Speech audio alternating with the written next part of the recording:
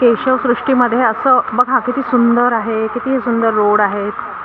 ही केशवसृष्टी आहे भाईंदर उत्तनला आणि जंगल बनवलेलं आहे त्यांनी पूर्ण. आणि हे असे बांध घालून नाल्याचं नदीमध्ये रूपांतर केलं. सगळीकडे पाणी अडवलं, पाणी जिरवलं. त्याने काय झालं की इथे जी खारी जमीन होती नारळाच्या पाण्याची खाडीची, त्याच्यामध्ये गोड पाणी निर्माण झालं पाणी अडवल्याने आणि जिरवल्याने.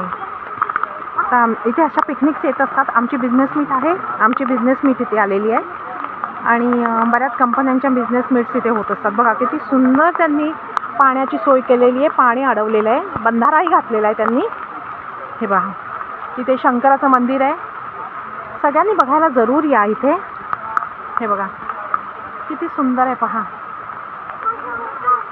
मी यामिनी, माझं चॅनल आहे food and life, Yamini food and life. तर माझ्या चॅनलला शेअर, सबस्क्राईब आणि लाईक करा.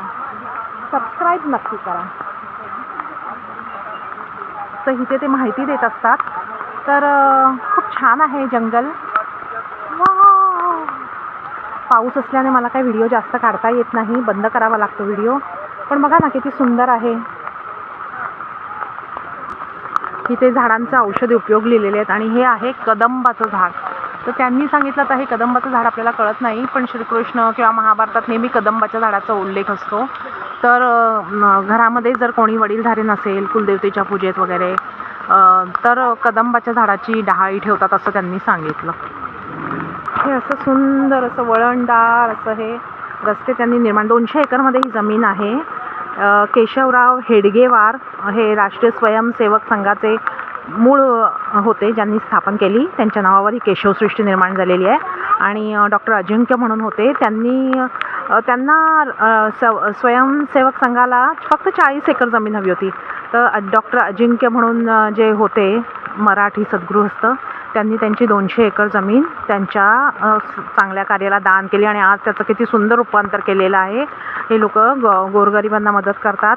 त्यांनी चुली बनवून दिल्या, गॅस बनवून दिला आहे, सगळं नॅचरल, एकही पैसा न खर्च होईल असं. त्यामुळे शेतकऱ्यांच्या आत्महत्या थांबलेल्या आहेत, त्यांना मदत झालेली आहे, त्यांना फ्री गॅस मिळतो आहे. शेगड्या अशा बनवल्या, चार्जिंगच्या शेगड्या बनवून त्यांना दिलेल्या आहेत. आणि उसाच्या चिपाडापासून जळण बनवून दिलं, शेणापासून प्लास्टिक सगळं रिसायकलिंग करून त्यांनी विटा बनवल्या, त्याच्या बेंचेस बनवले, दाखवले ते आम्हाला.